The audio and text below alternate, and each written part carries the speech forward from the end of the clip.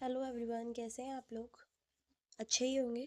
तो आज हम जो पोएम पढ़ने जा रहे हैं उसका नाम है let me not to the marriage of true minds by William Shakespeare. हम जानते हैं कि जो विलियम शेक्सपियर है वह इंग्लिश लिटरेचर में एक खास अपनी जगह रखते हैं। तो सबसे पहले हम पोइट के बारे में जानेंगे। जो विलियम शेक्सपियर है वो एक एक्टर थे, प्ले राइट थे, पोइट थे, जिनका जन्म अप्रैल 1564 में हुआ था। इनकी मदर थी मैरी आर्डन और इनके जो फादर थे वो थे जॉन शेक्सपियर। ये क्वीन एलिजाबेथ के एज से बिलोंग करते हैं।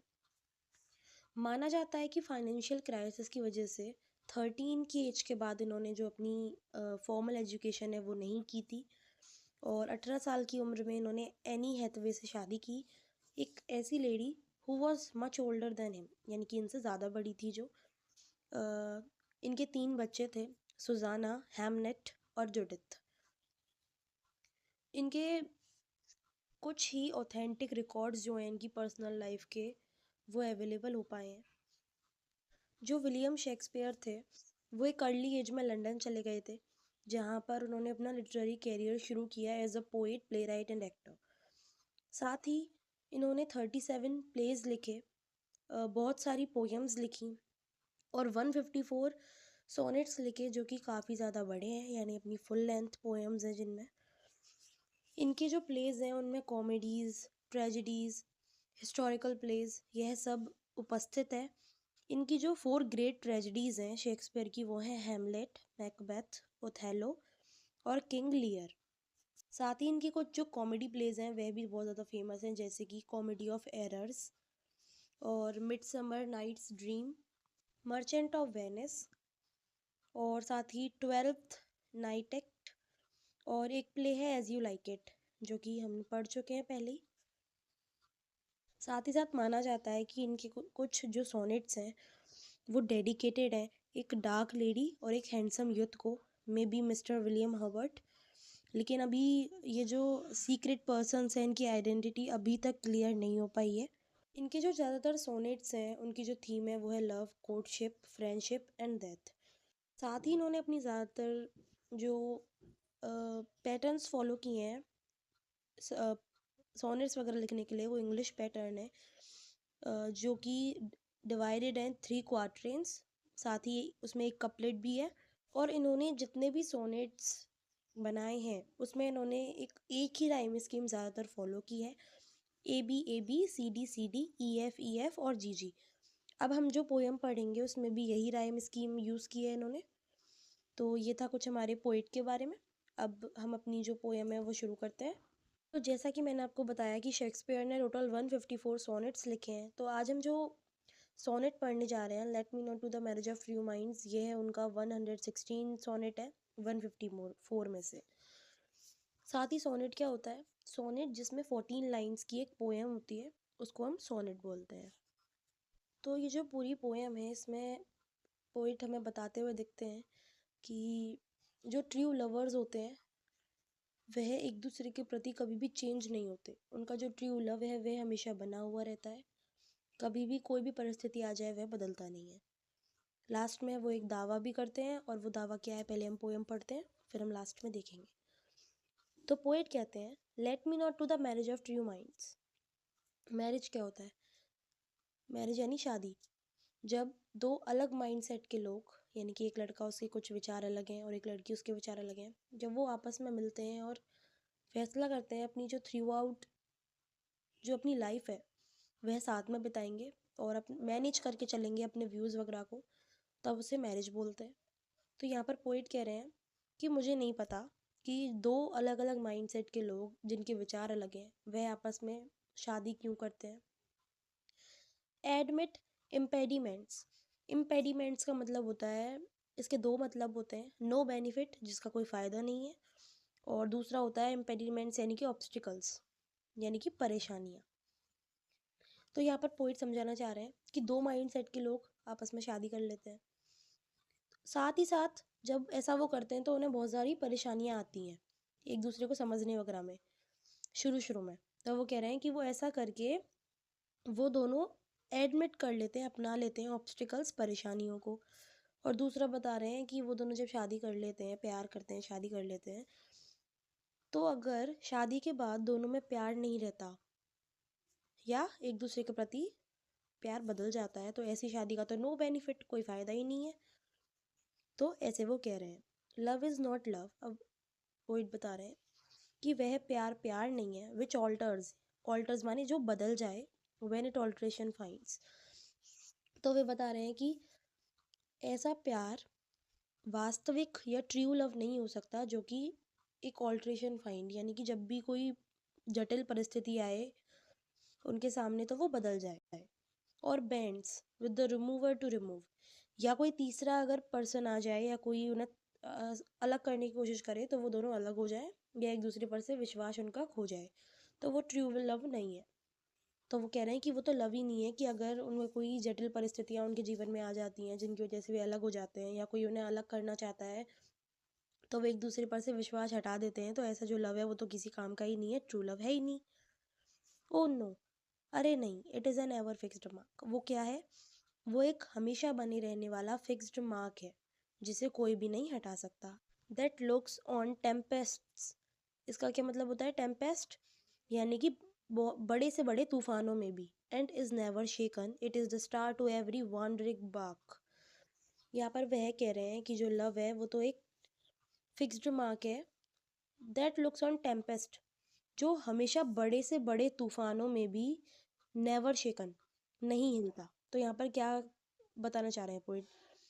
ऊपर वाली फोटो में ये एक लाइट हाउस है जो कि हर परिस्थिति में कितने भी आंधी आए, तूफान आए या पानी इसके ऊपर तक आ जाता है फिर भी ये डट कर खड़ा रहता है, नेवर शेकन, यानी कि कभी भी अपनी जगह से नहीं हिलता। और साथ ही वांडरिंग बाक, बाक मतलब लकड़ी की छाल होता है, लेकिन यहाँ पर है भटकती हुई लकड़ी की नाव। तो यहाँ पर दो चीज़ें बताई गई हैं, एक तो लाइट हाउस और स्टार यानी पोल स्टार। पहले के टाइम पे जब जो वुडन शिप्स थी, जब वो भटक जाती थी, अपना रास्ता भूल जाती थी, तो वो एक पोल स्टार को देख करके अपना जो रास्ता है वो तय करती थी और अपनी जगह पर पहुंच जाती थी। तो साथ ही यहाँ पर ये बताया जा रहा है कि जो लव है वो तो बिल्कुल उस लाइट हाउस की तरह है जो हमेशा शिप्स को गाइड करता है, डट कर खड़ा रहता है, हर परिस्थिति में हिलता नहीं है। और लव किसकी तरह है? पोल स्टार की तरह, जो कि हर परिस्थिति में गाइड करता है सबको। तो जैसे पोल स्टार और लाइट हाउस हमेशा रहते हैं, उसी प्रकार जो लव है वो भी एक एवर फिक्स्ड मार्क है जिसे कोई भी नहीं हिला सकता। हुज वर्ड्स अननोन, जिसकी कोई कीमत नहीं है, माने वर्थ यानी वैल्यू, वो तो अनमोल है, जिसकी कोई कीमत नहीं लगाई जा सकती। ऑल दो हिज हाइट बी टेकन, हाँ बट यहाँ पर कह रहे हैं कि हम ये पता कर सकते हैं कि कोई किसी से लव करता है या नहीं करता, लेकिन हम उसका मेजरमेंट नहीं कर सकते कि वो कितना करता है। तो यहाँ पर ये कहना चाह रहे हैं love is not times full. अब वे कह रहे हैं कि जो लव है वह टाइम के अधीन नहीं है। दो रोजी लिप्स एंड चीक्स, यानी कि ब्यूटी, रोजी लिप्स एंड चीक्स में विमेन की ब्यूटी के बारे में पॉइंट बता रहे हैं कि जो लव है ना वो टाइम के अधीन नहीं है, कि जब जो हमारी जो ब्यूटी है वो फेड हो जाए तो जो लवर्स हैं आपस में लव करना बंद कर दें या एक दूसरे को छोड़ दें, क्योंकि एक एज के बाद जो टाइम है, टाइम आगे बढ़ता जाता है और हमारी एज बढ़ती जाती है, बूढ़े होने लगते हैं हम, तो जो हमारी ब्यूटी है वो फेड होती जाती है। तो पोइट कह रहे हैं कि जो अगर ऐसा लव है कि जो ब्यूटी देखकर ऑल्टर यानी बदल जाए तो वो तो ट्रू लव नहीं है, क्योंकि जो लव है वो टाइम के अधीन नहीं है, ब्यूटी के अधीन नहीं है। With in his bending sicles compass come, sickle यानी कि हसिया जो फोटो में दिखाई दे रहा है। तो इससे क्या बताने, जैसे जो एक फार्मर है जब उसकी जो क्रॉप्स हैं वह पक जाती हैं तो इस हंसिए के ज़रिए वह अपनी क्रॉप्स को काट लेता है। तो पोइट यही बता रहे हैं यहाँ पर कि जैसे दरात क्रॉप्स को काटती है, वैसे ही जो टाइम है वह लवर्स की ब्यूटी को फेड करता जाता है। लेकिन ट्रू लव कभी भी इस दरात जो है सिकल है इसके अधीन या टाइम के अधीन नहीं होता, क्योंकि वह ब्यूटी देखकर प्यार नहीं करता, वह तो कांस्टेंट परमानेंट एक मार्क है जो हमेशा बना हुआ रहता है। कंपास यहाँ पर क्यों आया है? जैसे कंपास चारों दिशाओं में मतलब डायरेक्शन बताने के काम आता है, वैसे ही जो लव है वह चारों दिशाओं में हमेशा फैलता रहता है और एक दिन अपनी इन्फिनिटी को प्राप्त कर लेता है, अपनी जो हाईएस्ट पॉइंट है उसे प्राप्त कर लेता है। तो जो लव है वो टाइम के, सिकल के, इन सब के अधीन नहीं है। और ये जो मुड़ी हुई सिकल है ये क्या दर्शाती है कि जैसे ये सिकल एक तरफ मुड़ी हुई है, वैसे ही जो लवर है वो दूसरे लवर की तरफ हमेशा झुका हुआ रहता है, कभी भी इधर उधर नहीं भागता। लव ऑल्टर्स नॉट, यानी कि लव ऑल्टर्स चेंज नॉट, नहीं बदलता with is brief hours and weeks. बढ़ते हुए जो आवर्स हैं, घंटे, चाहे साल बीत जाए, महीने बीत जाए, हफ्ते बीत जाए, या हाँ आवर्स यानी कि घंटे बीत जाए, जो लव है वो चेंज नहीं होता, but bears it out even to the edge of doom. लेकिन वो क्या करता है, आगे बढ़ता ही जाता है, हर मुसीबत को बियर्स यानी सह करके आगे बढ़ता जाता है। कब तक? एज ऑफ डूम, डूम यानी कयामत का दिन। जिस दिन ये पृथ्वी नष्ट हो जाएगी या जिस दिन हम मर जाएंगे, उस दिन तक जो लव है वो परमानेंट बना हुआ रहता है और कभी भी बदलता नहीं है। इफ दिस बी एरर, अब ये जो दो लाइनें लास्ट की यहाँ पर पोएटिक दावा कर रहे हैं कि if this be error and upon me proved I never writ nor no man ever love, कि अगर मैंने आपको जो कुछ भी ऊपर बताया है लव के बारे में, अगर उसमें मैंने कुछ भी एरर, गलती की हो या गलत बताया हो, एंड अपॉन मी प्रूव्ड, और कोई मुझे इस जो मैंने ये लव का लेक्चर दिया है इस पे अगर कोई भी मुझे गलत साबित कर देता है, आई नेवर रिट, तो मैं क्या करूँगा, मैं कभी भी नहीं लिखूँगा। मतलब जो मेरा काम है लिखना, राइटिंग करना, वो मैं छोड़ दूंगा। Nor no man ever loved, और मैं मान लूँगा कि आज तक किसी भी व्यक्ति ने सच्चा प्रेम नहीं किया है। तो ये थी हमारी पोएम। इसमें ज़्यादातर बताया लव को किससे कंपेयर किया गया है, पोल स्टार से, साथ ही लाइट हाउस से, जो कि कितनी भी परिस्थितियाँ आ जाएं उसमें खड़ा रहता है और पोल स्टार डायरेक्शन दिखाता है। और साथ ही लव को बताया गया है कि वह अधीन नहीं होता टाइम के, ब्यूटी के।